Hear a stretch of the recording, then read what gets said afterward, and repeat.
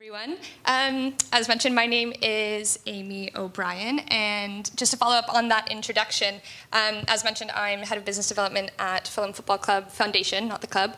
And in addition to that, I also work at a company called 3 Globe, which is ultimately a social purpose organization working with professional athletes in order to help them achieve their social purpose aims.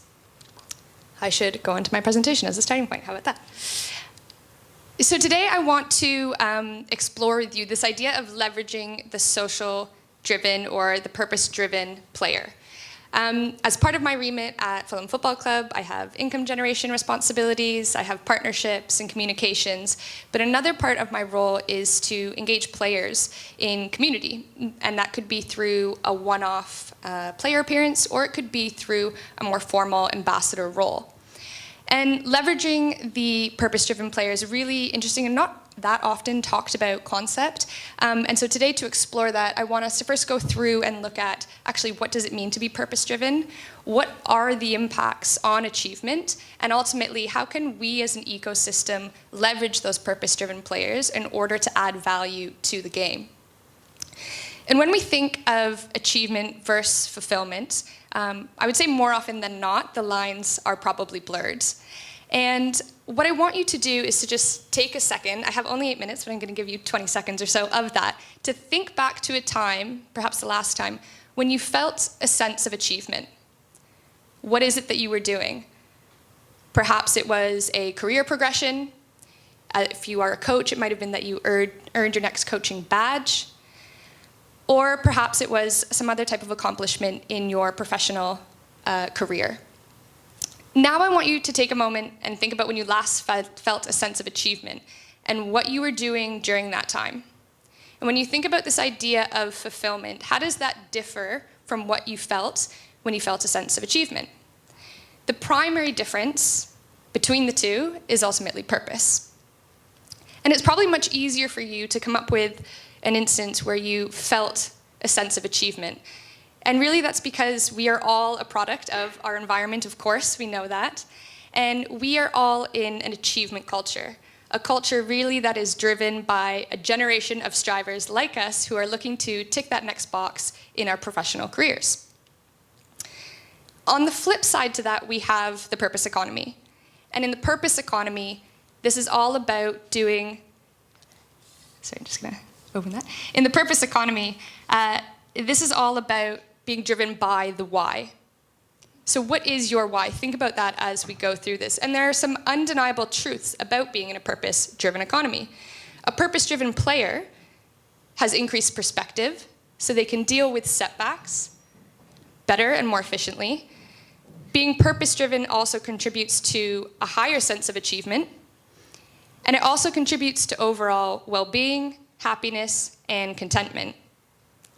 And yet, purpose activities, such as those like having a player go out into the community, are often seen as distractions. They're considered to be things that should be done only in small amounts, so as not to distract or detract from the footballing priorities. And when players do decide to speak out or act in a way that supports a particular cause that they are passionate about, everyone always has something to say. So who is familiar? I'm sure you're all on social media. Show of hands if you are on social media. Do these things look familiar to you? Comments like players should just stick to playing, stick to the sport. So my challenge for us is, how do we as a football ecosystem leverage the purpose-driven player? How do we use their interests, passions, and desires for social good to add value to the game? And this is a challenge that I face on a regular basis as an individual who manages players as well. And alongside this, how do we help them to create their own individual brands? How do we help to communicate the stories and the messages that they are presenting? And how do we use that to ultimately captivate audiences?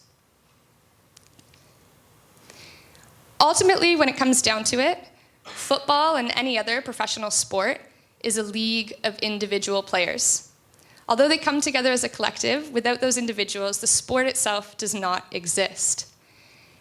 And perhaps one of the greatest examples of how we can use the purpose-driven player to add value to the game, to your club, to your league, and your industry as a whole is LeBron James.